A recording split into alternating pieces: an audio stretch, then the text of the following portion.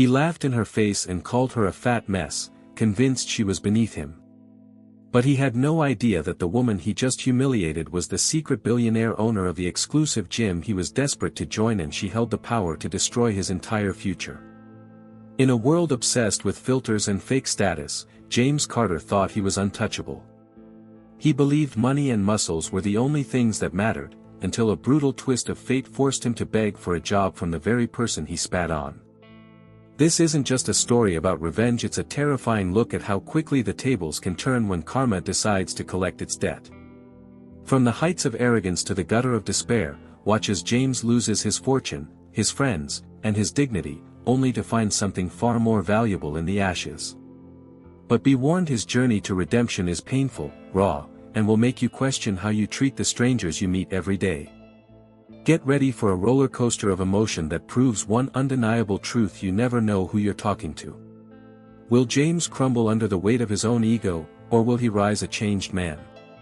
Hit that subscribe button, because you won't want to miss a second of this satisfying justice. Let's dive in. The atmosphere within the upscale bistro was thick with the scent of expensive truffles and the quiet, rhythmic murmur of the city's elite, creating precisely the backdrop James Carter desired. He sat at the best corner table, obsessively adjusting his silk tie and checking his reflection in the polished silverware, treating the impending blind date like a high-stakes business merger rather than a chance for connection. His arrogance was palpable, a shimmering shield he wore to convince the world and himself that he was already the powerful CEO he desperately aspired to be.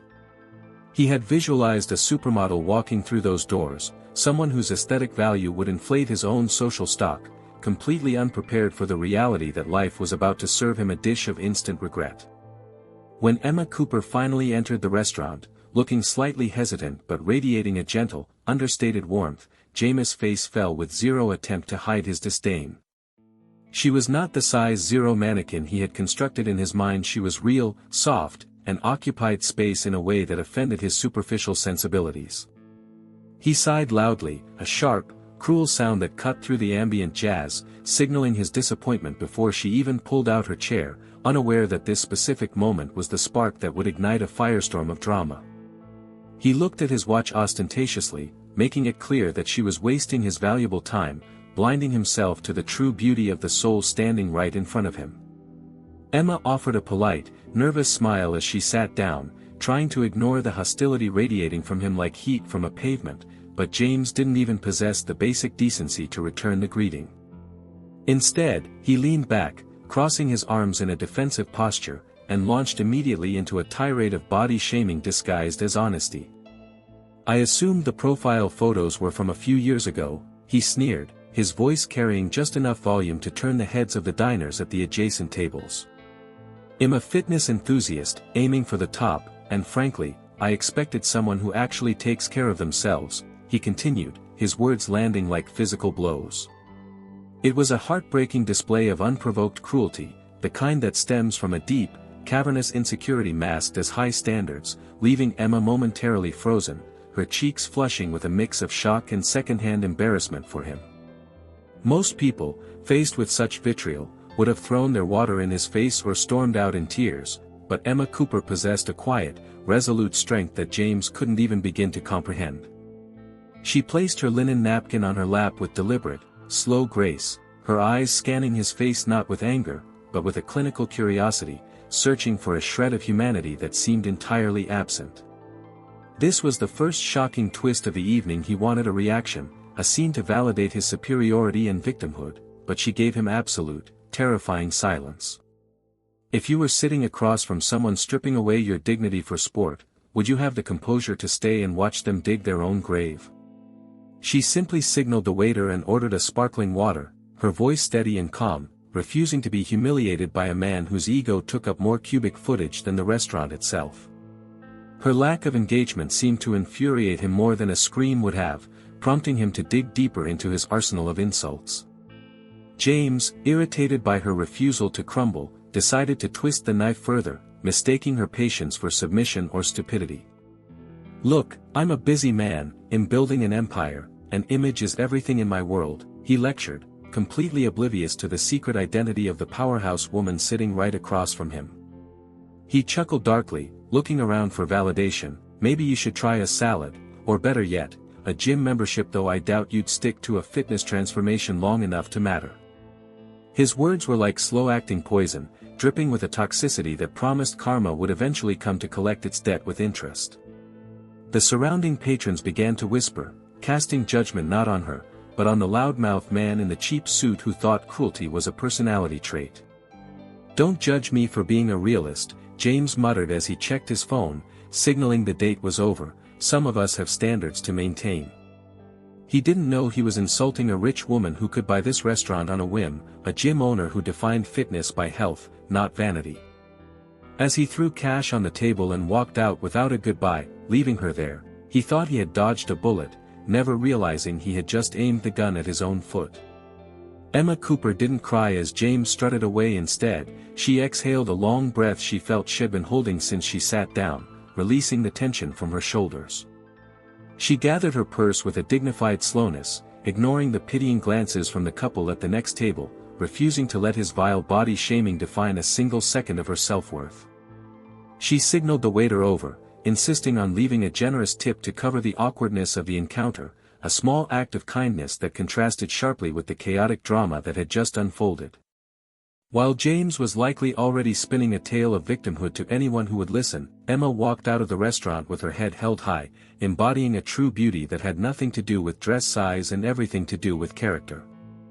Outside on the sidewalk, under the glow of the streetlights, James was already on the phone, his voice loud and booming as he recounted the date with exaggerated horror to a friend.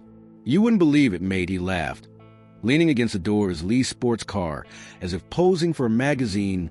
Total catfish. I need a fitness transformation just from looking at her. He was high on his own supply of ego, convinced that his repulsive behavior was not only justified but hilarious, completely unaware that Emma was passing by quietly in the background. She watched him for a fleeting second, her expression unreadable, marking the moment with a silent lesson learned about the nature of men who value surface over substance. He continued to boast about his high standards, listing off the requirements for a partner, as if he were ordering a custom suit from a catalog. I need a rich woman, or at least a model, he declared to the empty air, unaware of the irony, someone who fits the CEO lifestyle and building, not someone who looks like they gave up. It was heartbreaking to witness such profound shallowness. A man so disconnected from reality that he couldn't see the instant regret looming on the horizon like a storm cloud. He believed he was a protagonist of a success story. Unaware, he was rapidly writing himself into the role of the villain in a cautionary tale about hubris. James finally hung up the phone, feeling satisfyingly vindicated by his friend's sycophantic laughter, and unlocked his car with a chirp of the alarm. He checked his reflection in the window again, fixing his stray hair, completely absorbed in his own image and the facade he maintained. We've all met someone like Jamesso, convinced of their own importance that they miss the humanity in everyone else. How does witnessing that level of blindness make you feel?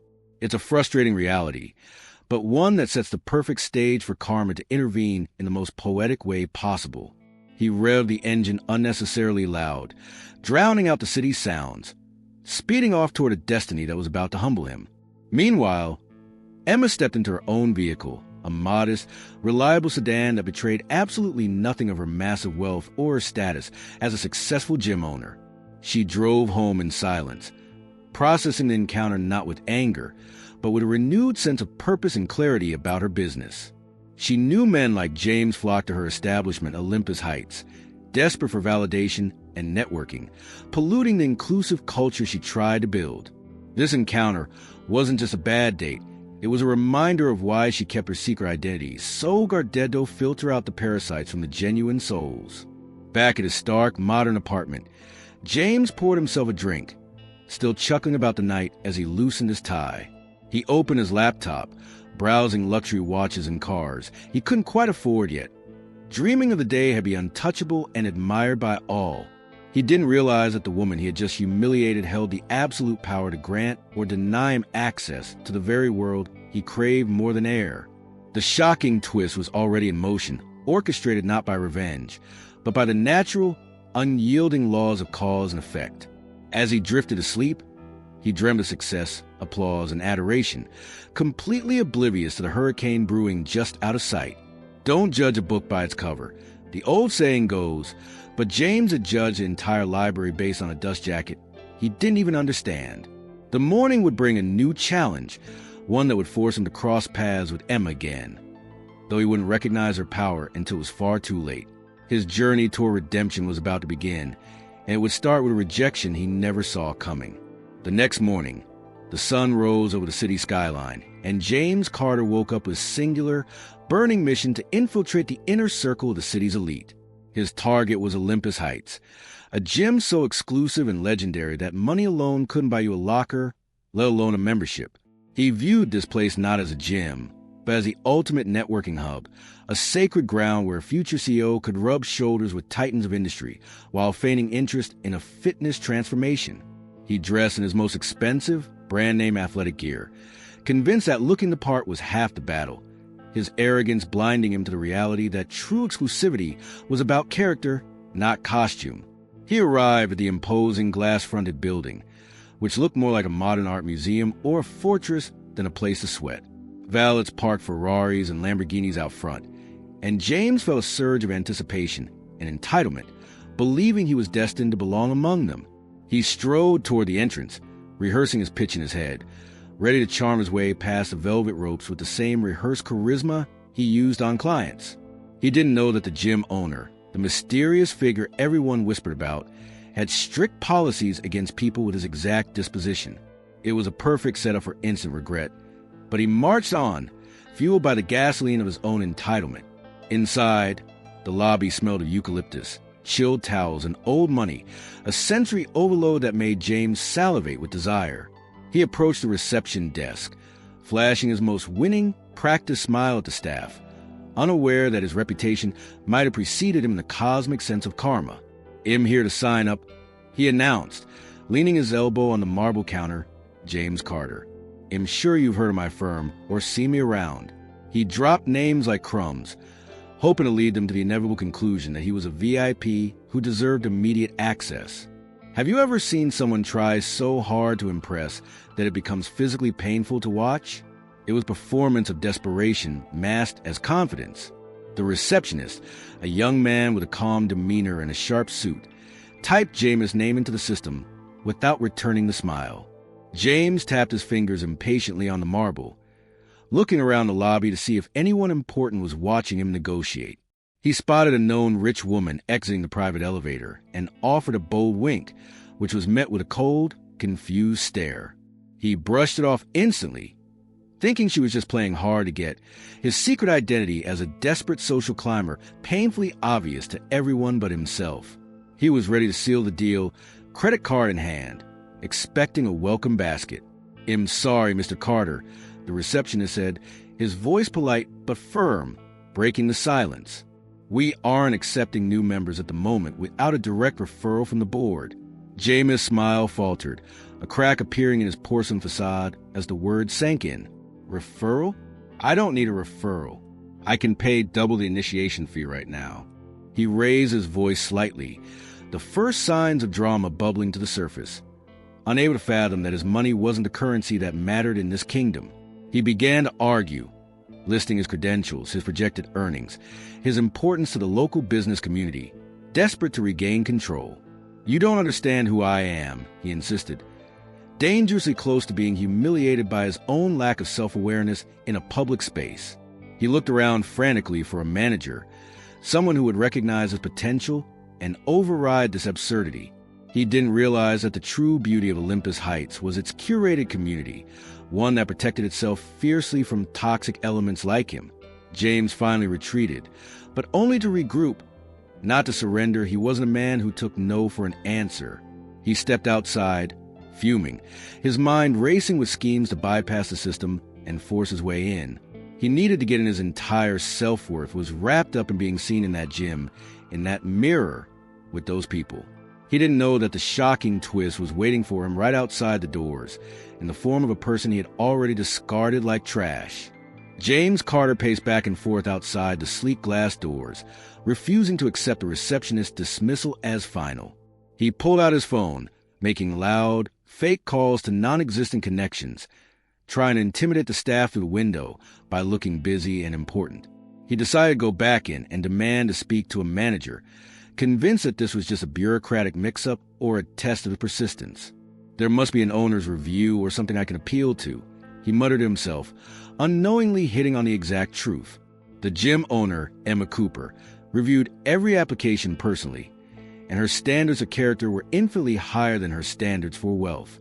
When he re-entered the lobby, the atmosphere had shifted. The staff seemed more guarded, their smiles gone. The receptionist informed him that his application had been flagged for a specific character assessment, a policy unique to Olympus Heights that filtered out the rude and the arrogant. James laughed, a harsh, barking sound that echoed off the high ceilings. Character assessment? I'm a model citizen. I'm a future CEO. This is ridiculous. His arrogance was on full display, providing the staff with all the confirmation data they needed. He didn't realize that his behavior the previous night at the restaurant might have been witnessed by members, or that karma was tightening its net. It's a mandatory policy, sir, and the decision is final, the staff member explained, handing a rejection slip printed on heavy cardstock.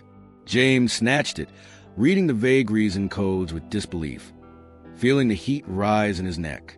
He felt humiliated, his face turning a deep shade of red, realizing he was being judged and found wanting. This was instant regret in paper form, a physical manifestation of his social failure. He couldn't believe he was being denied entry to a gym. Of all places, it wounded his pride more than a lost business deal ever could. How would you react if money and status suddenly stopped opening doors for you? He tried to bribe a receptionist, glancing around before sliding a folded $100 bill across the counter. Look, let's just forget the paperwork, he whispered, a sleazy attempt that only deepened the hole he was in. The receptionist pushed the money back immediately, looking at him with a mix of pity and disgust. Sir, please leave before we call security. James was stunned. He had never met a door that a bribe couldn't grease. The lesson learned should have been clear integrity isn't for sale, but he was too dense to see it. He stormed out again, kicking a decorative planter on his way through the automatic doors. Fine, I don't need this place anyway, he yelled, a lie that tasted like ash and vinegar in his mouth. He needed it desperately. He needed the connections, the validation, the feeling of belonging to the one. This rejection was a heartbreaking blow to his fragile ego, but a satisfying moment for anyone watching who valued decency over dollars. As he stood on the sidewalk, catching his breath and loosening his tie, he wondered who this owner was. He imagined some grumpy old billionaire or a faceless corporation with no soul. He never, in a million years, suspected it could be a woman he had deemed unworthy just hours before. The secret identity of the owner was the ultimate gatekeeper, and he had already failed the test without even knowing he was taking it. He sat on a bench nearby, plotting his next move, refusing to let this go. He wasn't a man who gave up. He was a man who doubled down on his mistakes until they crushed him. He decided he would find another way in, perhaps through a member or an employee. He didn't care about the rules. He cared about the result. This determination, usually a virtue, was twisted by his lack of morals into a dangerous weapon of self-destruction. While brooding on the bench, nursing his wounded pride, James noticed a figure exiting the service entrance of Olympus Heights. It was Emma Cooper, dressed in simple gray sweats, a baseball cap pulled low, and carrying a heavy box of supplies. James squinted, recognizing her from the restaurant, but immediately recontextualizing her presence to fit his narrative. Of course, he muttered, a smirk returning to his face as the puzzle pieces clicked wrongly into place. She's a help. He assumed she was a cleaner or a stock girl, a conclusion that fit perfectly with his body-shaming prejudice and his need to feel superior. He approached her, his arrogance instantly restored now that he felt he was back in a position of power over someone. Am I right? He called out, not bothering to stand up fully, lounging on the bench. Small world. So this is where you work? Mopping floors for the rich and famous? He laughed, expecting her to be embarrassed by being caught. Instead, Emma paused, adjusting the heavy box in her arms, and looked at him with that same calm, unnerving gaze from a night before. Hello, James. I see you're still charming as ever, she replied, her voice laced with subtle irony he missed completely. James walked closer, invading her personal space, eager to exert dominance. "Look, don't feel bad. Someone has to clean up the sweat of the elite," he said, patting her shoulder condescendingly. "It's honest work, I guess. Fits you." The comment was a masterclass in cruelty, a desperate attempt to regain the superiority he lost at the reception desk. He was projecting his own feelings of being an outsider onto her, try and make her feel small so he could feel big again. It was a heartbreaking scene of bullying, made worse by his total ignorance of who she was. Emma didn't correct him. She saw an opportunity to test him, to see if there was any humanity beneath the layers of hair gel and expensive cologne. "It's a living," she said simply, playing into his assumption of her secret identity. "Did you manage to get in?" she asked, knowing full well he hadn't. James scowled, the memory of rejection stinging. Bureaucracy. They have some ridiculous owner's review. Probably some power-tripping guy who hates success. He looked at the gym doors and then back at her, a rusty gear turning his head. "Be honest. Have you ever underestimated someone based on their appearance?"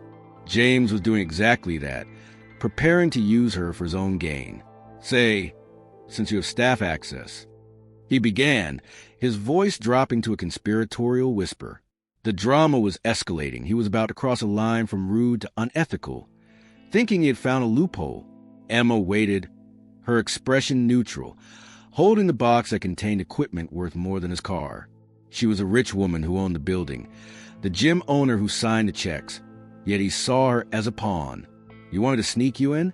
she asked, cutting to the chase. James grinned, thinking he had her cornered. "I can make it worth your while," he said, reaching for his wallet again. "I'm sure a little extra cash would help with groceries." The audacity was breathtaking. He was insulting her while asking for a favor. He didn't see the true beauty of her character, nor did he fear the karma that was accumulating like a thunderhead. He saw a transaction. Emma looked at him, not with anger, but with profound sadness for his shriveled soul. She was about to give him a chance to redeem himself, though she doubted he would take it. James pulled out a crisp $50 bill, waving it in front of Emma like one would tease a hungry pet with a treat. "Hey, erase the deal," he said, his voice dripping with condescension and conspiracy. "You let me into the side door. I slip into the locker room, and we forget this conversation ever happened. This covers your snacks for the week." He chuckled at his own joke. Another jab at her weight, another instance of body shaming that he thought was witty. He was trying to buy his way into Olympus Heights through what he thought was the weakest link in the chain. Emma looked at the money, then up at his face, studying the lines of expectation etched there. "You want me to risk my job for $50, James?" she asked quietly. "And you think insulting me is the best way to ask for a favor?" Her composure was a fortress he couldn't breach. Most men would back down, sensing the steel in her voice, but James was blinded by his own arrogance and desperation.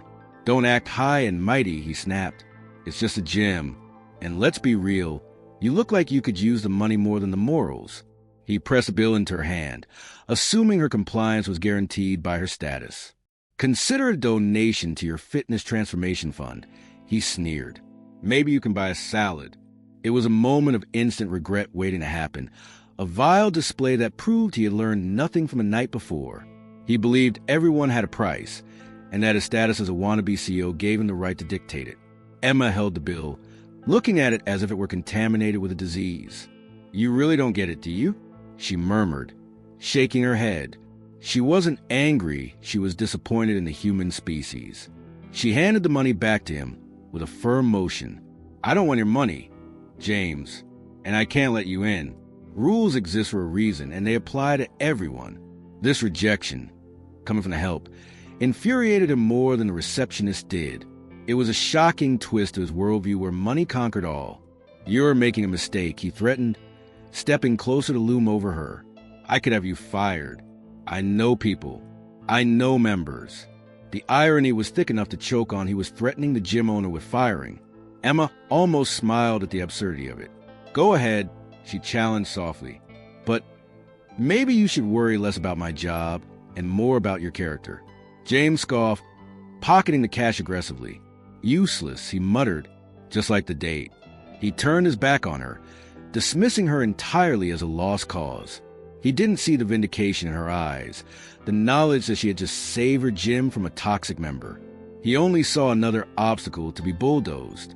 He walked away, scanning the parking lot for a new target, someone worthy of his time. He was digging his grave deeper with every interaction, unaware that Emma Cooper held a shovel. The drama was far from over, in fact.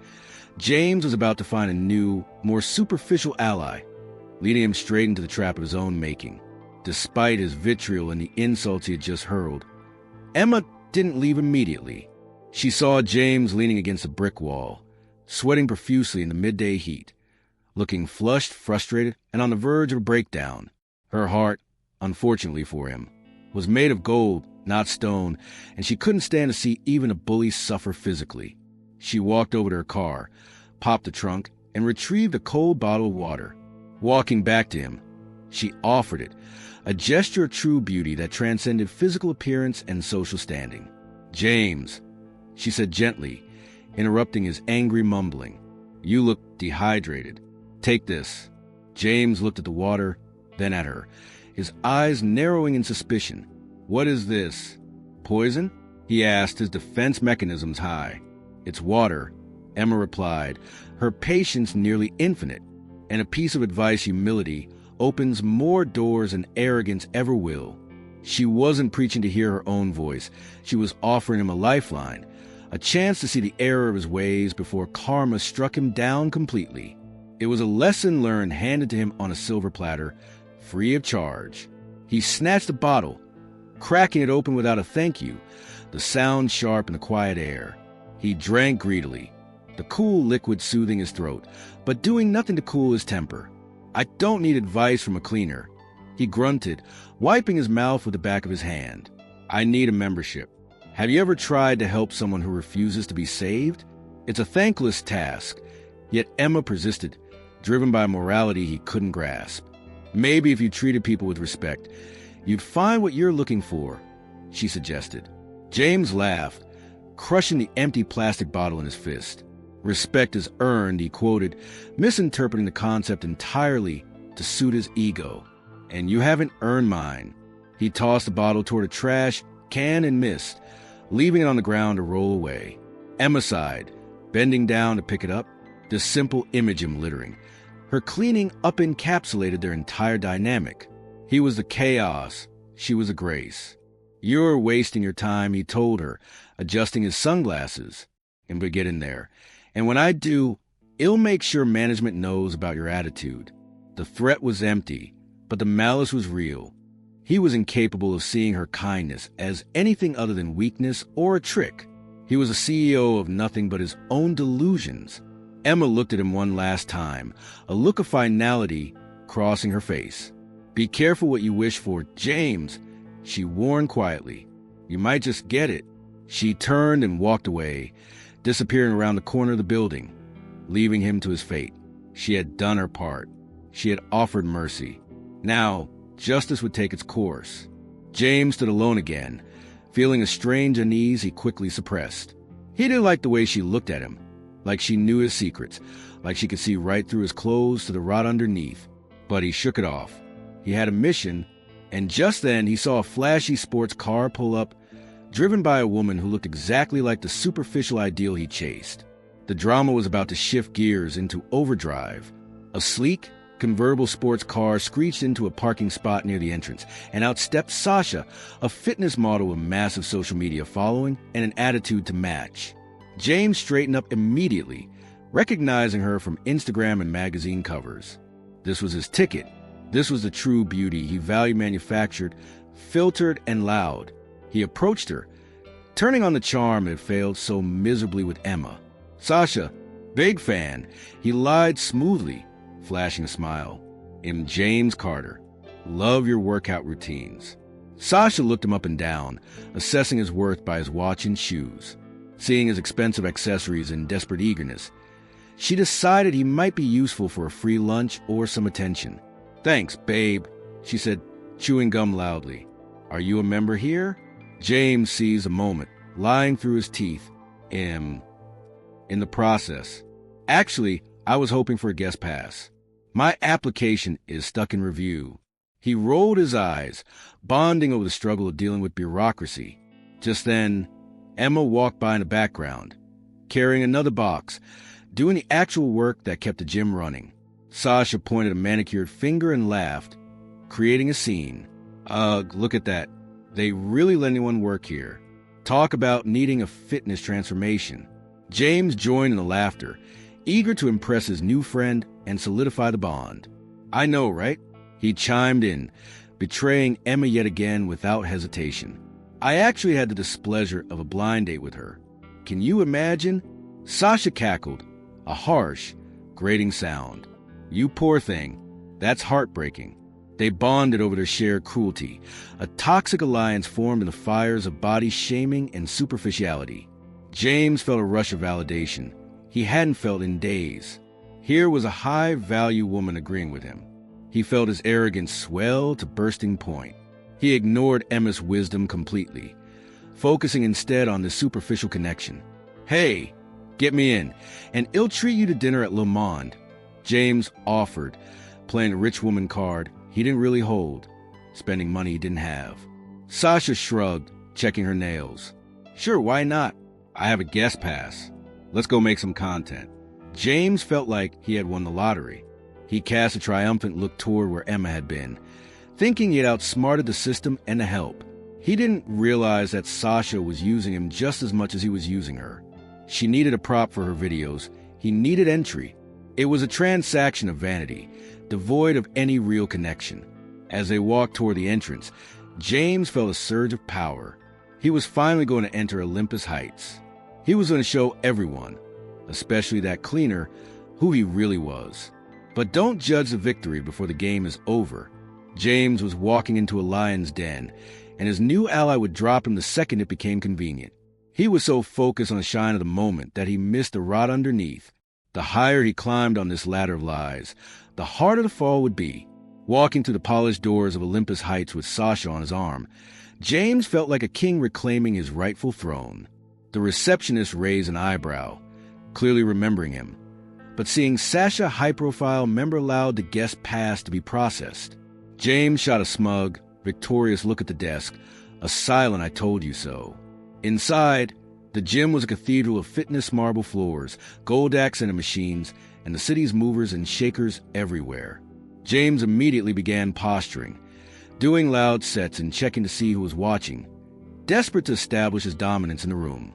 He spotted Emma in the corner, wiping down a treadmill with quiet efficiency. She wasn't just cleaning, she was inspecting the equipment, ensuring perfection. But to James, she was just a help, a stain on his perfect scenery. He decided this was a perfect moment to solidify his status with Sasha and the other gym-goers. He walked over, Sasha trailing behind with her phone, recording for a story. "Emma," he boomed, causing heads to turn throughout the weight room. "Make sure you sanitize this one properly." It was a bit sticky. He winked at Sasha's camera, performing for the digital audience. Gotta make sure the staff earns their keep, right? It was a disgusting display of power, a public attempt to humiliate her to boost his own fragile ego. Emma stopped wiping and stood up slowly, facing him. The gym went quiet, the clanking of weights stopping. "Is there a problem, James?" she asked, her voice cutting through the noise like a laser. James laughed, playing to crowd. "Just giving you some tips, since you clearly don't know much about gyms." Sasha giggled, pointing her phone directly at Emma. Don't be mean, James. Maybe she's trying." The condescension was thick enough to drown in. James felt invincible. He had the audience, he had the girl, he had the access. "Just do your job, sweetheart," James sneered, stepping closer to intimidate her physically, "and maybe skip the lunch break." Emma's expression shifted from patience to resolve. She looked at the camera, then at James, and finally scanned the room. "I think you've said enough," she said. It wasn't a question, it was a command. James mistook her calmness for submission. "I'll say what I want. I'm a member well, almost, and the customer is always right." He didn't see the other members exchanging uncomfortable glances, the disgust growing on their faces. He didn't see the general manager approaching rapidly from the office. He only saw his own reflection in the mirror, distorting his reality. He believed he had finally won, that he had put Emma in her place. But this was the peak of his arrogance, the dizzying height from which he was about to fall. The drama had reached its boiling point. James had publicly berated the most powerful person in the room, thinking she was the weakest. It was a shocking twist waiting to detonate. When you see someone bullying another, do you step in or do you watch? The gym was watching, and judgment was about to be served cold. Suddenly, a large man in a sharp suit, the general manager, stepped between James and Emma, acting as a human shield. "Sir, step away from the staff," he ordered, his voice brooking no argument. James scoffed, crossing his arms and leaning back on his heels. "Relax, him just giving her some feedback. She's incompetent." The manager ignored him and turned to Emma. "Ma'am, are you all right?" Emma nodded slightly. The deference the manager showed her should have been a massive clue, but James was too dense to pick up on it. "Sir, your behavior is unacceptable. You are harassing our staff and disturbing the members," the manager stated, pointing to the exit. "You need to leave. Immediately." James couldn't believe his ears. "Leave? In with Sasha. I have a guest pass." He looked to Sasha for support, but she was already backing away, lowering her phone, sensing the social suicide unfolding. She didn't want the bad PR. "I don't know him that well," she muttered, abandoning him instantly. "Heartbreaking? No. Predictable. You're banned, Mr. Carter," the manager announced loudly for everyone to hear. "Permanently. Your application is denied, and you are not welcome here." James felt the blood drain from his face. Banned? From Olympus Heights? This was a death sentence for his social ambitions. He turned his fury on Emma, needing a scapegoat. You snitched on me," he accused, pointing a shaking finger. "You couldn't handle the truth, so you went crying to your boss." He believed this was a petty act of revenge from a cleaner. "You're pathetic," he spat at her. "Enjoy scrubbing toilets while I run the city." Security guards appeared, flanking him on both sides. James was escorted out, kicking and screaming like a petulant child. "You'll hear from my lawyers." "Do you know who I am?" The heavy doors slammed shut behind him, cutting off his tirade and sealing his fate. Outside, James stood on the sidewalk, humiliated and furious, his chest heaving. He had lost, the false defeat washed over him. He believed Emma had manipulated the situation out of spite. He didn't know she hadn't said a word to the manager. His own actions had summoned a consequence. He felt a surge of instant regret, but it was misplaced. He regretted getting caught, not his actions. He checked his phone. Sasha had already blocked him on all platforms. He was alone. The karma was swift and brutal. But Jameis' ego was a resilient beast. He convinced himself that this was just a setback, a glitch in the matrix. He would find another way. He didn't realize that the ripples of this event were already spreading through the city. The ban wasn't just about the gym. Word travels fast in elite circles that James had made a spectacle of himself in front of influential people. The satisfying click of the door locking behind him was the sound of his world shrinking.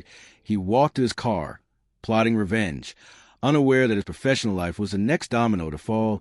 The following week, James Carter prepared for the biggest meeting of his life, the one that would secure his promotion to partner. He was set to close a multi-million-dollar deal with a venture capitalist who was a known fitness fanatic. The plan was to meet at the investor's preferred spot, Olympus Heights, that James, still in denial about his ban, thought he could talk his way back in or change the location last minute. He called the investor, Mr. Sterling, trying to suggest a lunch instead. "Nonsense, James." Sterling replied, "I do business on the treadmill. Meet me at 2 p.m. inside." James panicked, sweat breaking out on his forehead. He drove to the gym, hoping to beg for forgiveness or sneak into the back, but his photo was at the front desk, persona non grata. The security guard simply shook his head before. James even got out of the car. He was forced to wait in the parking lot, texting Sterling desperate lies about traffic and stomach issues. Trying by time that didn't exist, Sterling, impatient and efficient, walked out to find James lurking near the entrance. "You're not even dressed," Sterling noted, looking at James' suit with confusion. "And why are you out here?" James stammered, his confidence evaporated. That I forgot my membership card. Sterling narrowed his eyes. I asked the desk. They said, "You're banned for harassment. Is that true?" The question hung in the air like a guillotine blade. James tried to spin it, slipping back into his manipulative habits. It was a misunderstanding. A jealous staff member. Sterling cut him off with a hand wave. The jealous staff member or the gym owner herself? "I heard what happened, James. You berated Emma Cooper." James froze, his heart stopping. Emma Cooper, the cleaner. Sterling laughed, a dry, humorless sound that chilled James to the bone. "That cleaner. She owns this entire chain. She's a billionaire, and she's a close friend of mine." The revelation hit James like a freight train. The cleaner was the rich woman that the secret identity was revealed, shattering his reality into a million pieces. That I didn't know," James whispered, his voice trembling. "That exactly," Sterling replied. "Turning away, you treated her like dirt because you thought she was nobody. That tells me everything I need to know about your character. I don't do business with people like you." That Sterling walked away, canceling the deal on the spot via a quick phone call. James watched his commission, his promotion, and his future CEO dreams evaporate in seconds. He had lost millions because he couldn't be kind to a stranger. It was a shocking twist that left him gasping for air. The lesson learned was now etched into his bank account and his resume. He sat on the curb, head in his hands, watching the cars pass. He was broke. Effectively, that his lifestyle was leveraged on this deal. He had hit rock bottom. The arrogance that fueled him was now the anchor drowning him. "Don't judge." He heard Emma's voice in his head. He had judged, and now he was being sentenced to a life of irrelevance. The downward spiral was rapid and merciless.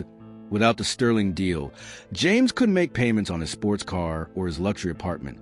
He was evicted within the month, his belongings packed into cardboard boxes. He was forced to crash on a friend's Kuchar friend who quickly grew tired of his constant complaints and lack of contribution. He went to a local dive bar, spending his last dollars on cheap beer, looking for sympathy from strangers there in the dim light. He saw Sasha again. She was hanging on the arm of a bald, older man who was clearly wealthy. Laughing at his jokes, James stumbled over her, desperate for a familiar face, a connection to his old life. "Sasha," he slurred, leaning on the table to remember me. Sasha looked at him with unmasked disdain. "Oh, the guy who got banned? Yeah, I remembered. You're kind of loser, aren't you?" She turned back to her new man, laughing. Dismissing him like a fly, James stood there, the instant regret burning in his gut like acid. He realized that the superficial world he worshipped had no loyalty, no heart. It was a transaction, and he was out of currency to heartbreaking. Maybe, but necessary for his growth. He saw himself in the mirror behind the bar, disheveled, angry, alone. He needed a fitness transformation, not his body, but his rotten soul. He left the bar, walking the rain-slicked streets. He had no money, no status, no friends. He passed by a mirror in a shop window and didn't recognize a man staring back. The CEO dream was dead. The drama of his life had become a tragedy. But in tragedies, there's often a turning point, a moment where the protagonist must choose between death and rebirth. He remembered Emma's words, "Humility opens more doors." He had no doors left open. He was forced to confront the void inside him. He realized that his arrogance was a shield for his insecurity. And now that the shield was gone, he was vulnerable. He felt small, not because he was poor, but because he was empty. For the first time, James felt genuine shame, not for getting caught, but for who he was. He thought about Emma, how she had offered him water even after he insulted her. That act of kindness haunted him. It was a beacon in his darkness. Why was she kind? Why didn't she destroy him then?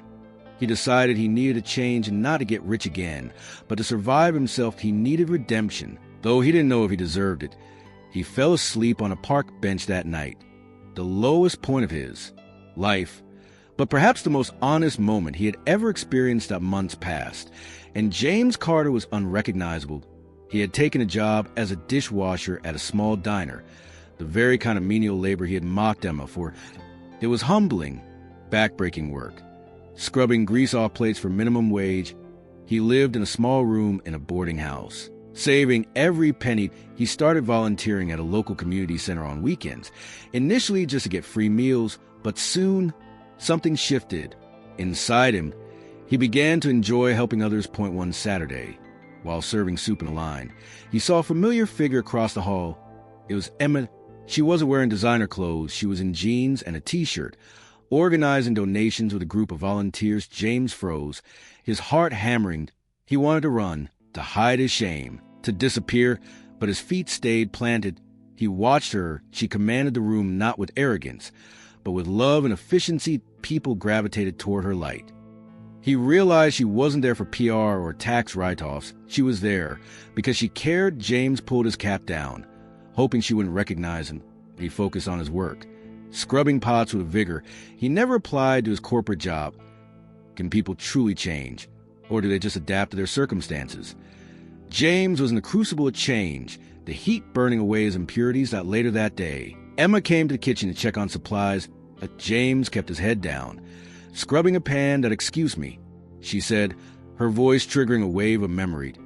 We need more bowls. James handed them to her, his hand trembling slightly. She paused, looking at his hands, rough, calloused, scarred. She didn't recognize him at first. He had lost weight. His posture was different. He was humbled. Thank you, she said, smiling. That smile broke him. It was the same true beauty he had scorned. He nodded, unable to speak, afraid his voice would betray him. He watched her walk away, realizing that she was a rich woman in every sense that mattered, rich in spirit, rich in kindness. He continued to volunteer.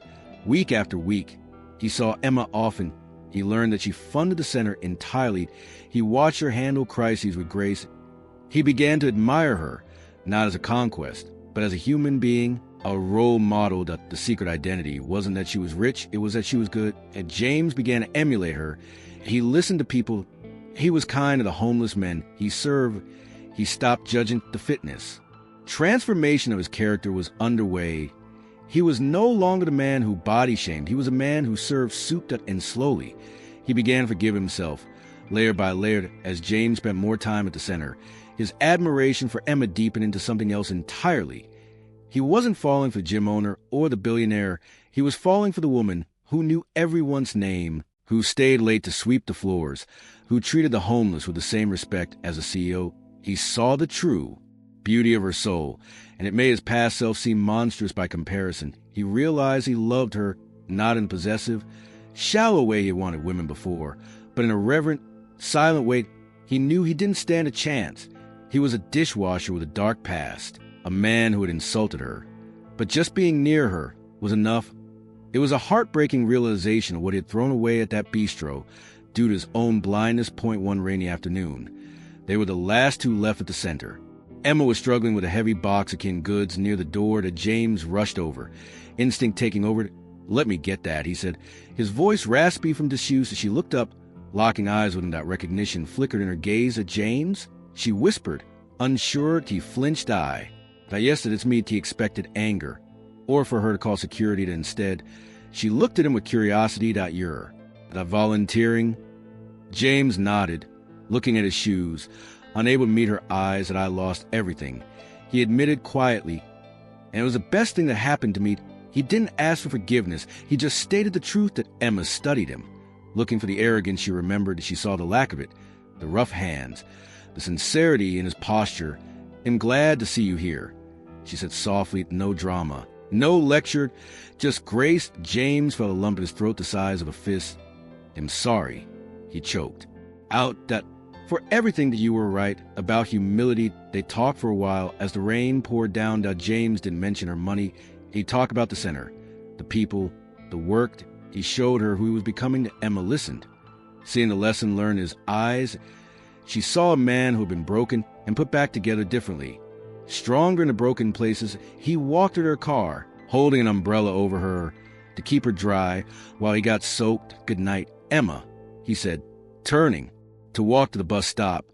He didn't ask for her number. He respected her too much. Emma watched him go, a thoughtful expression on her face. The shocking twist was that the villain had become the hero of his own quiet story. That a few weeks later, trouble struck the community center. A local bully, a man named Carl, who reminded James uncomfortably of his old self, was harassing the volunteers, demanding special treatment and stealing food. Carl began to shout at Emma, looming over her, using aggressive gestures. You think you're better than me because you run this place? Carl spat, echoing the arrogance James once held. James was in the kitchen when he heard the commotion. He ran out to see Carl grabbing Emma's arm. A red haze filled James' vision, but instead of the chaotic rage of his past, he felt a cold, protective calm as he stepped between them, breaking Carl's grip with surprising strength. "Let her go," James said, his voice low and dangerous. Carl laughed, sizing him up. "Or what? Dishwasher?" James stood his ground, planting his feet. "Or you deal with me." James didn't care about his safety. He cared about hers. He was defending the woman he loved, not the rich woman, but the soul he cherished. It was an act of vindication for his new character. Carl swung a wild punch that James took the hit to the jaw, stumbling back, but didn't retaliate with violence. He simply stood back up, wiping blood from his lip, blocking Emma with his body. "You're not touching her." James stated the resolve in his eyes, unnerved the bully. Others gathered around, standing with James. Carl, realizing he was outnumbered by the community spirit, backed down and fled. Emma was shaken but unhurt. She looked at James, who was bleeding but standing tall. "You didn't have to do that," she said, touching his arm. "Yes, I did," James replied, looking at her. "I couldn't let him treat you like I did." It was a moment of pure redemption. He had physically placed himself in harm's way to protect the person he had once verbally assaulted. The crowd cheered for James. He wasn't, oh, he was a protector. Emma looked at him, her eyes shining with unshed tears. She saw it clearly now that the fitness transformation, it was complete. The man who stood before her was worthy, not because of his bank account, but because of his bravery. James smiled to the pain in his jaw. He had finally done something right. He didn't know that Emma was about to change his life again, not because he saved her, but because he had saved himself the next day. James was summoned to the main office of the community center. He thought he was being fired for the fight. Instead, he found Emma sitting behind the desk, but she wasn't alone. The general manager of Olympus Heights was there, holding a thick file. James froze in the doorway. "Am I in trouble?" he asked, expecting the worst. Emma stood up, smoothing her skirt. "No." "James, you're hired." James blinked, confused. "Hired here?" Emma smiled, a radiant, genuine smile that lit up the room. "No, at Olympus Heights." She revealed her full secret identity, not just as the owner, but as a visionary behind a new program for underprivileged youth. "I need someone to run the community outreach program," Emma explained, sliding a contract across the desk. "Someone who understands what it's like to be on both sides. Someone who has learned humility and lesson learned the hard way." She looked him in the eye. "I need you." James was stunned. "But I didn't ban. I was terrible. I body shamed you." Emma nodded, acknowledging the past. "You were, and you paid for it. But yesterday, I saw a man who defended dignity. I saw a man with a new heart. That's the man I want on my team." It was the ultimate vindication. She was reinstating him. Not for his money, had none, but for his redemption. "I don't know what to say," James stammered, tears welling up in his eyes. "I'll say yes." Emma said softly. "And James, the gym is yours to use. For real this time." James signed the paper, his hand steadied. He had lost the world to find his soul, and in finding his soul, he had gained the world back. The story of James Carter and Emma Cooper became a legend at Olympus Heights. It wasn't a story of a rich woman and a poor man. It was a story of arrogance bowing to true beauty. James became the best manager the gym ever had, treating every cleaner like a CEO and every CEO like a human being. He finally got his fitness transformation, but it wasn't his muscles that changed, it was his heart. And as he walked to the glass doors of Olympus Heights, not as a guest, but as a leader, he knew that the greatest weight he ever lifted was a burden of his own ego. The satisfying conclusion was not revenge, but grace. James spent his whole life trying to build a body that would impress the world, but it took losing everything to build a heart that could actually serve it. True wealth isn't about the black card in your wallet or the label on your suit. It's about how you treat people when you think you have nothing to gain from them. If you also believe that kindness is the ultimate superpower and that character outweighs currency, then you have found your home. Subscribe now and join our community, a place where we value the strength of your spirit over the size of your ego. Now, let's make this message loud and clear. Hit that like button to show the algorithm that integrity still matters. Drop a comment below. Have you ever been misjudged by someone based solely on how you looked?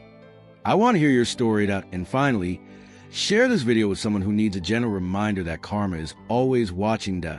And while you wait for our next adventure, know that this channel is a vault of incredible stories. Click the playlist on your screen to uncover more emotional journeys and hidden gems from our past. But don't get too comfortable, because the next story we're preparing is going to challenge everything you think you know about forgiveness. Turn on that notification bell right now so you don't miss a premiere. Trust me, you won't want to be left out.